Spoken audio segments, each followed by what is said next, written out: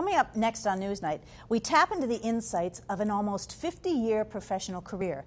We get a chance to talk to John Saros, Executive Director of Summit County Children's Services, about the past, the present, and the future of child welfare.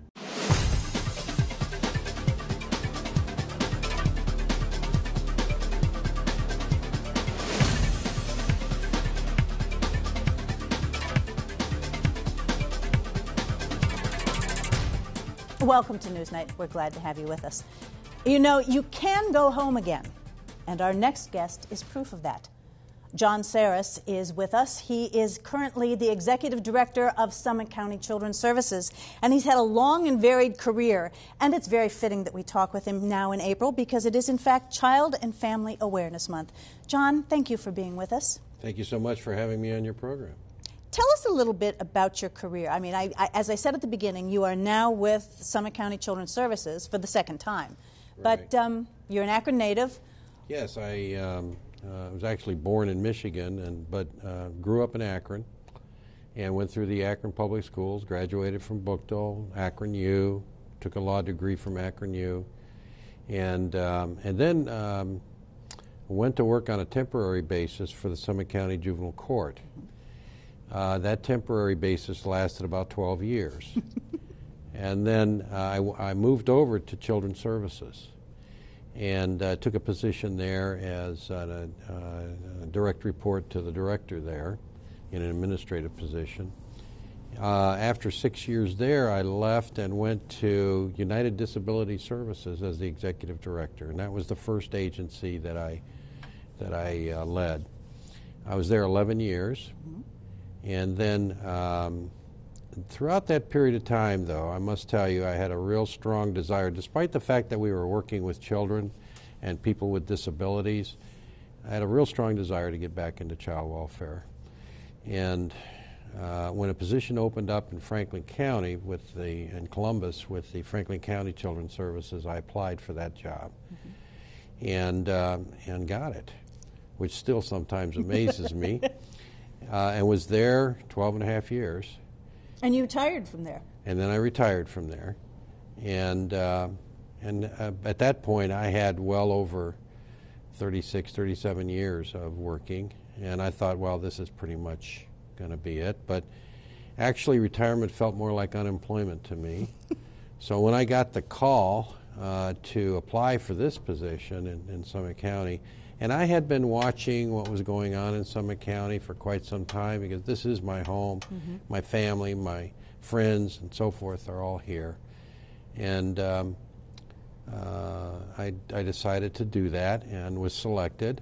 And it's been really, really wonderful to be back, to be with with all the people that I used to know, as well as on a day-to-day basis, as well as meeting a lot of new friends and a lot of new people, and my family as well. And it's been really good for me personally in terms of being back with closer to my family.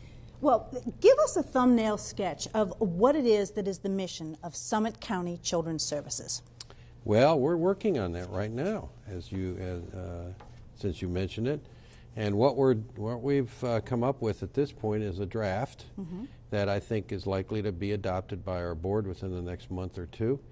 But let me just put it forth here that Summit County Children's Services is committed to the safety, permanency, and the well-being of all children served in partnership with families and the community.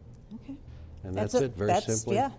So, but it's primarily abused, neglected, and dependent children. Mm-hmm. Let's talk numbers for a minute. How many cases in any given year does Children's Services handle? In excess of 3,000. 3,050, I think, was the last number I saw. And what kind of staff do you have that handles those kinds of cases? Right now we're running around 320 to 330 staff. We have some vacancies, mm-hmm. and so, but it's our full complement would be 335, but we've had difficulty in keeping at that level. Why? Well, there's a good deal of turnover in child welfare, mm-hmm. both at the executive level as well as at the worker level. and in between, of course. The fact is that these are very challenging jobs. It's such a heavily people-focused area of work. It's one that really requires you to get into people's living rooms and sit down. Mm-hmm. And we oftentimes see that some people get into this work and then they find that they're really not suited to it. Sure. And they decide to go elsewhere. The other piece that happens too is that we put our staff, we expect of them, and they participate in a very intensive training program. Mm-hmm. So in addition to their college degrees, the fact that they're licensed, they've also gone through some very extensive trainings to really understand the child welfare system, and that makes them very attractive to other employers, sure. Other social service sure. agencies in particular. They're extremely knowledgeable. They are used to going out in the field, mm-hmm. and that's a fairly rare kind of an experience to have. People oftentimes just work in their offices. This agency, which is very innovative, what kind of funding do you have that in fact supports the work that you do? What's your budget? Well, our budget is $47 million. Okay. 5 years ago, it was about $52 million. So we're down, mm-hmm. and that's because our revenues are down, both in terms of state funding as well as local property taxes. Our millage has remained flat throughout this entire period of time, and what's happened, of course, is that the property tax duplicate has been reduced, so our proceeds have been reduced from that millage. The federal government has pretty well held at the same rates, but those dollars are down too because we have about half as many children in out-of-home care, in foster care, as we did 5 years ago. Okay. And they reimburse us for those placement costs, and as the number of children come down, then the number of dollars coming in from the federal government also come down. How do children come into your care, John? Well, there's several ways that can happen, but it always involves some cooperation from another party. We do not have the authority to take children into our care on our own. The law does not provide for that. What it does provide for is the police will bring children into our care under their authority. There's a juvenile court rule that permits them to bring children into our care mm-hmm. for 24 hours, and in that time then we take them into court and get a court order so that we can continue working that situation. Or it could be with the parents' permission that we actually get their cooperation in terms of signing off and bringing the children into care. And I think that oftentimes what we'll see is situations where they come in voluntarily and bring them to our attention. I know that it has always, as long as I have known about child welfare, been a goal to return a child to their family. Right. And there's a very innovative program that you're working on at Summit County Children's Services. It's called the Alternative Response Model. Yes. That I think allows you to do that. So my question is, how do you know when it's going to be safe for that child to go back to his family? Well, it really starts from the moment we bring them in, or the moment that the call comes in, because we start to evaluate the safety issue right from the very beginning. Mm-hmm. So when we're going out there and sitting down and talking with the family, that's the first thing we want to do is evaluate that safety issue.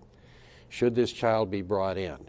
And if we determine that based on the safety risk assessment that we have done, and it's completed in accordance with federal regulations actually, then we might assign this case to alternative response as opposed to the traditional quasi-legal investigatory approach that we've always used. Okay. So we have two tracks.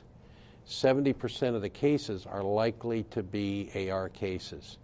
We oftentimes, in our history, and this is true not only here but everywhere, 70% of these cases end up unsubstantiated. Right. So why should we put families through the harshness of a quasi-law enforcement investigation, threatening court involvement, threatening removal of their child, when really what we want to do is go out and ask and suggest to them that we can be of some help to them, that we could partner with them, that we could do an assessment of what their strengths and weaknesses are, and that we could then develop a plan and a plan to work with them and provide them with services to assist them. And we oftentimes go into the community and then ask local entities there in the community, whether it's a church or some other community center or the police, to help the family.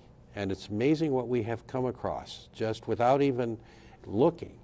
But local township police departments, the churches, the communities, the local communities have already engaged with these families and been very helpful. Hold that thought, because what you and I are going to do is continue this portion of our discussion on NewsNite, NITE.net.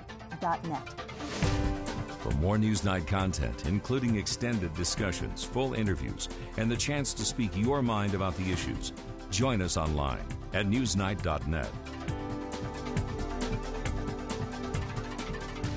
We are back for the second segment of this NewsNite program. We're talking to John Saros, who is the Executive Director of Summit County Children's Services. And John, I want to talk about families.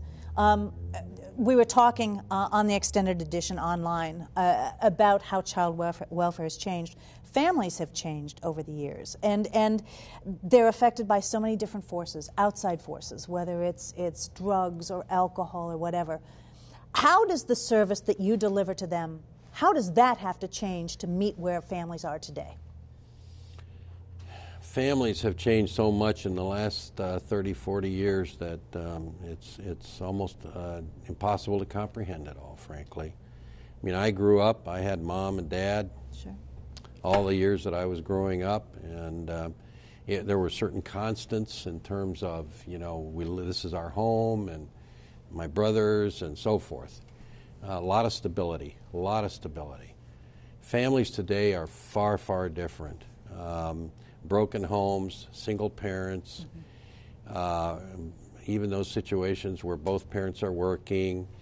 A lot of economic problems have created instability, as well as the family dynamics going along with all those changes. And so as a result, we see a lot of people really struggling to try to maintain that sense of family. And it may only be a mom or a dad and the youngsters. But it's really a struggle for them. It's a tough time for families. And so that gives us an opportunity to try to identify what those challenges are and to try to help them. And so we want to try to reach out in a way that meets those needs, if you will. But there are some really difficult, terrible things that are happening to families that cause me an awful lot of concern.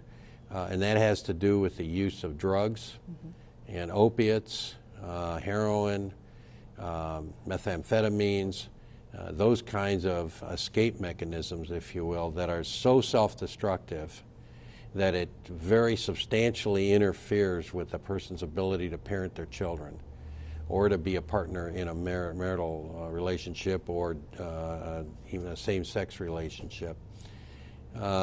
Is this where you need to bring in other outside forces and collaborate with community resources other than just what you have at the agency? Absolutely. And in fact, that's part of what we're talking about on an ongoing basis today, partnering with other agencies and organizations so that we can, in that collaboration, really strengthen what it is we're doing while at the same time holding down costs. It really is a sense of partnership, because one of the things that I think child welfare agencies have tended to do is to believe that, well, we're the ones who solve these problems. No. This is a community-wide issue. Our agency all by itself, despite significant resources, we can't do this by ourselves. It's just far too complex and far too big an issue. So we need the hospital, and we need the police, and we need the mental health system, and the substance abuse system, and all of these folks, even working closely with Job and Family Services, to really assist us in accomplishing all that we do. We talked about families changing. What kind of education do the social workers who you employ, who are part of Children's Services, how well are they being prepared, I guess is what I want to ask, to deal with the kinds of situations they find out there with families today? Well, Ohio is really ahead of much of the nation in this respect when it comes to training social workers. And that's because the child welfare agencies many years ago got together and decided to divert a small portion of their Title IV-E funding, which is the federal funding that comes to us under Title IV-E of the Social Security Act, and divert that money from placement reimbursements to training. And so we've created a training program throughout the state of Ohio with 8 centers, training centers. And Summit County Children's Services is one of those training centers. And what we do basically is train not only our social workers, but all of our foster parents, adoptive parents. We help them to get licensed through that mechanism. It's right there on our campus on South Arlington Street, and it's a wonderful program. And in fact, we do more training than just about any of the other regional training centers in the state. Northeast Ohio Training Center is #1. So these young people, and they're primarily young people, they are prepared to go out there and do what they have to do. In addition to that, we also have an arrangement with several universities, including the University of Akron. It's called the University Partnership Program. And under that, they incorporate some of the core programs that we require of new social workers built into the curriculum for a bachelor's of social work, which is what we require when we're hiring social workers. So when they come to us, they've already got 90 hours of core training included in their degree. Then they still got to do another 24 hours a year on an ongoing basis of training every year. So the idea is, of course, that they have to keep up with the changes that are occurring on an ongoing basis. And there's multiple things that are happening in our business that really do require that kind of staying up to date. Just issues around cultural diversity are just huge. And you have to be able to walk into a home and sit down and have some understanding of what's going on in terms of the different cultures. Because people from different cultures parent their children differently. That does not mean they're abusing their children or neglecting their children. It just means they're doing it differently, and you have to understand it. It does not work. It doesn't stay in neutral. It's either, if you don't have it, it'll work against you. If you do have it, it'll work for you. And why? Because what I've learned over the years, in my experience, is that a lot of the modalities in terms of working with families that we used to think were the end-all and be-all, like behavior modification and reality therapy and transactional analysis and gestalt therapy and scream therapy and all kinds of things, none of that makes any difference. The really important thing is the relationship between the caseworker and the family. Okay? Children's Services here in Summit County has been so innovative over the years. And I want you to talk, if you would, about 2 remarkable programs that you have. One is the Father Factor that you mentioned earlier, and one is STARS. So talk briefly about what the Father Factor is all about. Well, the Father Factor is again, part of that evolution that we're going through in this business.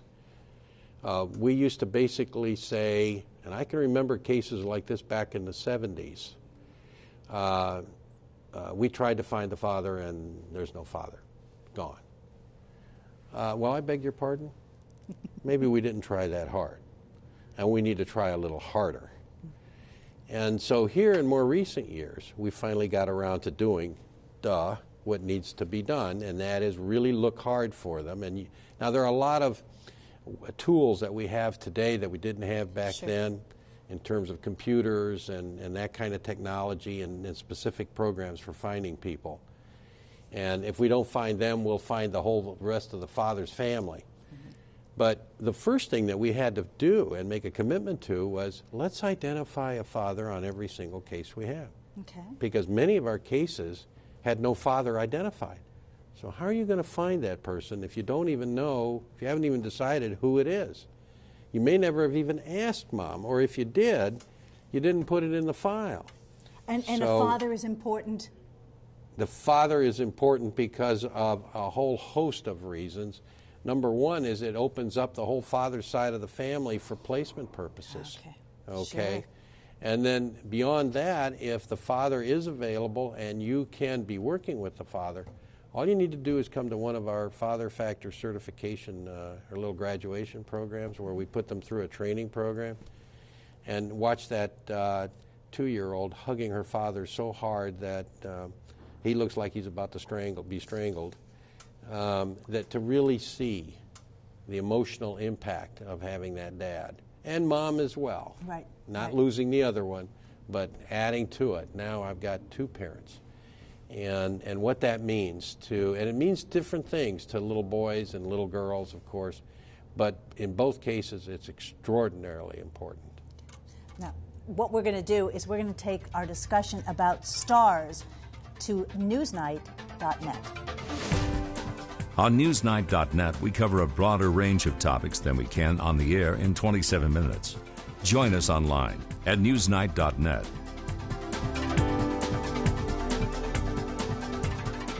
We are back for the final segment of our interview with John Saros. John, I want to ask you a question about the press and the relationship that sometimes the press has, not just with children's services here in Akron, but with child welfare agencies around the country. You know, how do you, as you near retirement, how do you think that relationship can be made more amicable? And should that relationship be made more amicable?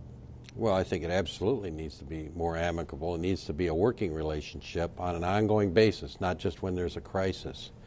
We have to work at that all the time, 24/7, all the time. One of our board members, relatively soon after I started, was talking to a member of the media and said, "You guys seem to like John Saros more than you did us previously. Why is that?" And the media person responded, "Well, he calls us back."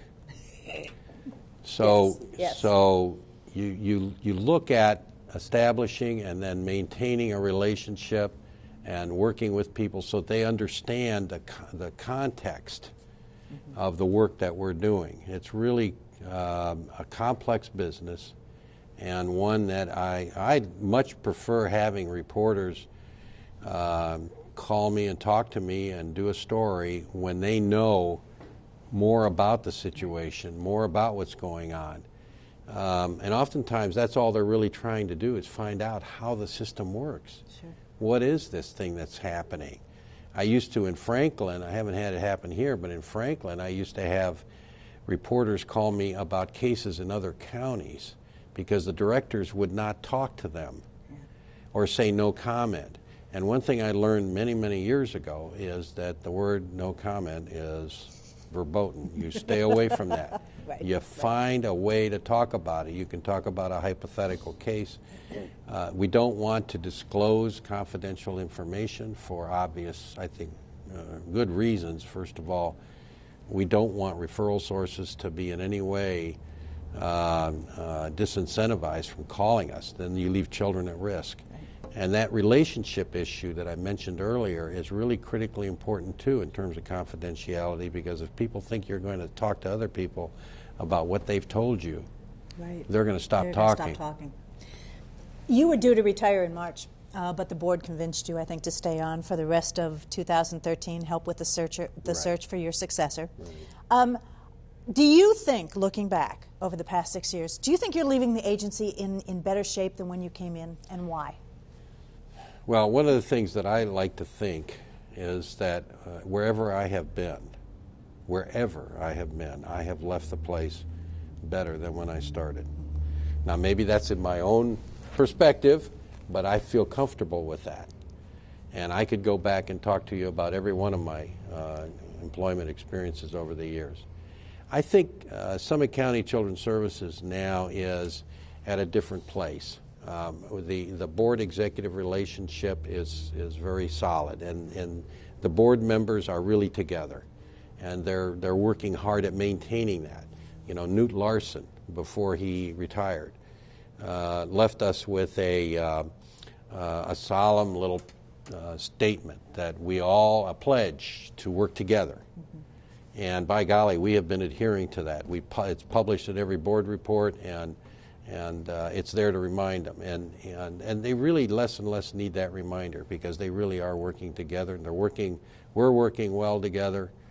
And then in addition to that, what that's done, as I mentioned earlier, is it's given me the opportunity to say to the staff, yes, that's a good program. We're going to do it, move on it. And I have board support for making those decisions. And then that really generates a tremendous amount of accomplishment, if you will, in terms of changing what we're doing, which is exactly what we need to do. Were you the right person at the right time to come back into the agency and help repair its reputation? Well, I like to think that I really had a big, big advantage over anybody else because I was both the inside guy and the outside guy at the same time. Okay. But I'll leave that for others to decide whether or not I was the best person. We've got about a minute left. And I have two questions, and I'm juggling with which one to ask you. How do you envision child welfare in the future, and with Summit County Children's Services in particular? I like to tell this story.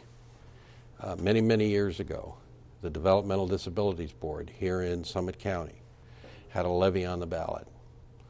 And the Beacon, their reporters, went out and talked to a whole host of families that were being served by the DD Board.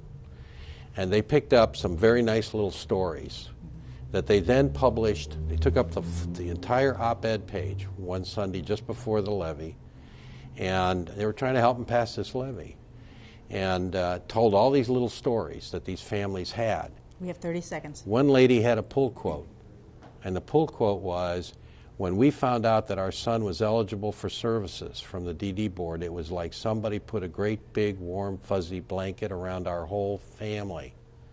That's where I want child welfare to go. A warm, big, fuzzy blanket? Yep. Well, thank you, because you have made this agency a warm, fuzzy blanket for a lot of people in this community. Congratulations on what you've done. Best wishes to you. Happy retirement, and thank you for being with us. And thank you for being with us on Newsnight.